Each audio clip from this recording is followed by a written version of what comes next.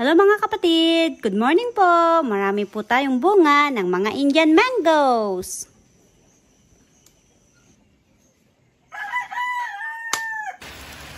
Tila umulan po ngayon ng malakas. At marami pong nahulog na mga bunga nito.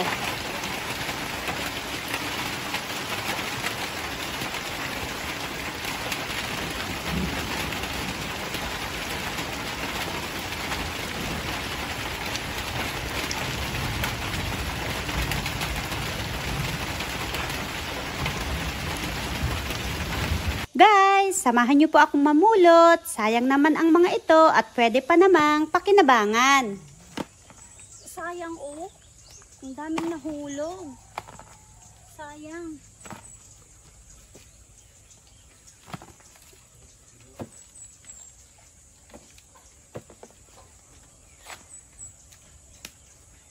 Mamulot po tayo ng mangga.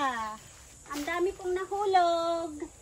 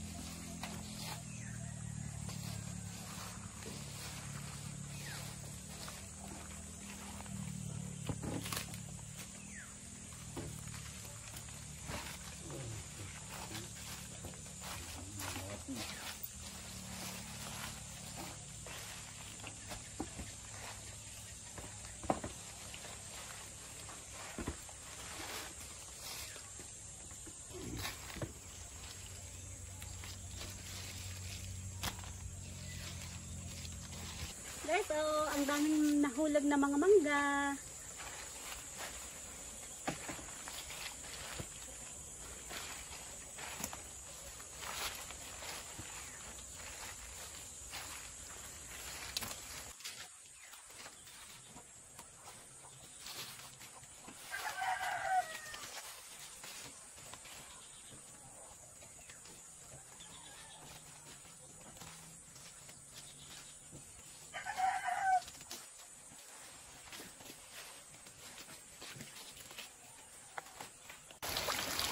Hugasan po natin ng maigi sa ulan.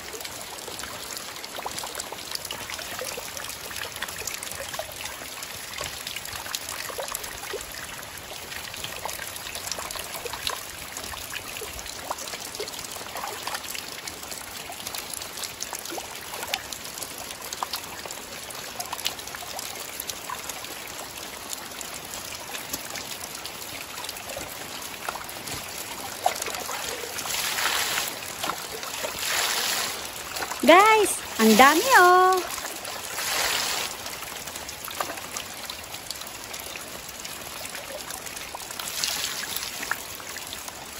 Alam niyo ba guys kung anong gagawin ko po sa mga ito? Siyempre po, ireregalo ko po sa aking mga alagang baboy.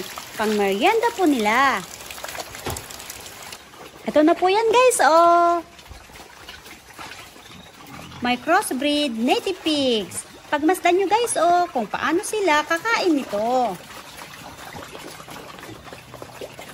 Konting tips lang po mga kapatid, sa pagbibigay po nito ay dapat mayroon pong tubig na nakababad sa kainan nila para maiwasan po natin ma-choke ang mga baboy.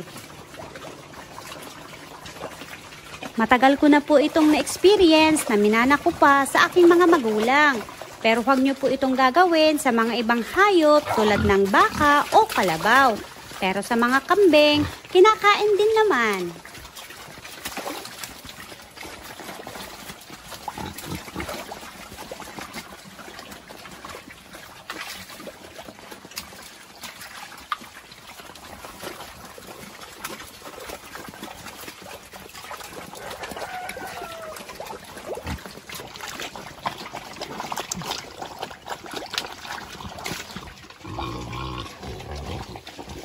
Pagkatapos mapakain ng mangga ay binibigyan ko din po sila ng feeds.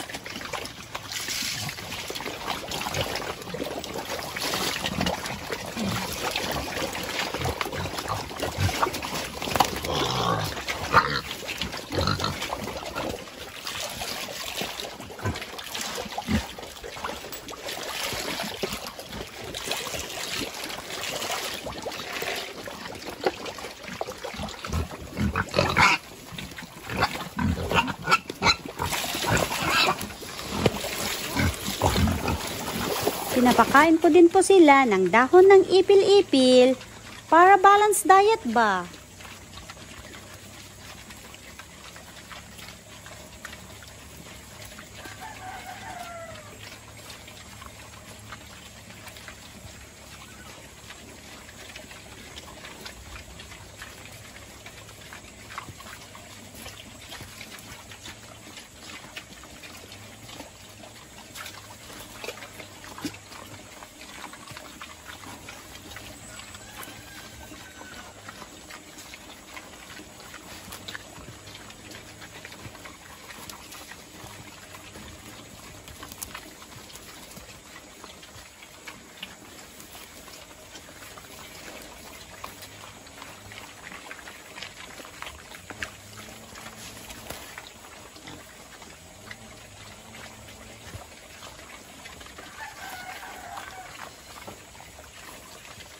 At eto naman ay mga damo na ipinapakain ko sa kanila.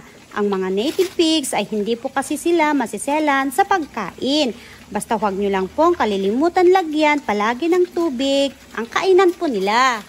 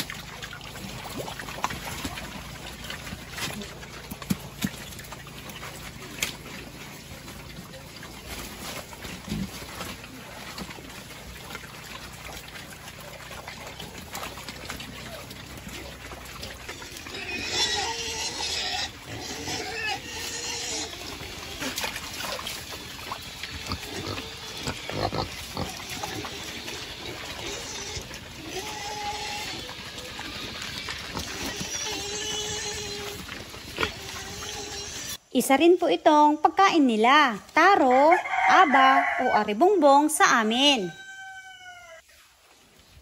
Hinihiwa o tinatadtad.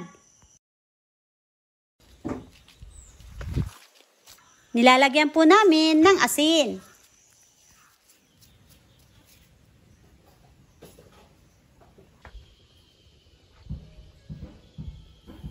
At iluluto po natin, guys. At ganyan na po yung kalalabasan.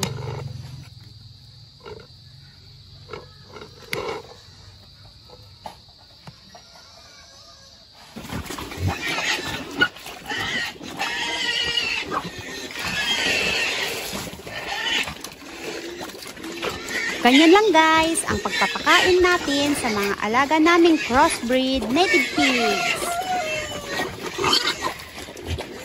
Sana nasiyahan po kayo at may natutunan. Happy farming po, guys!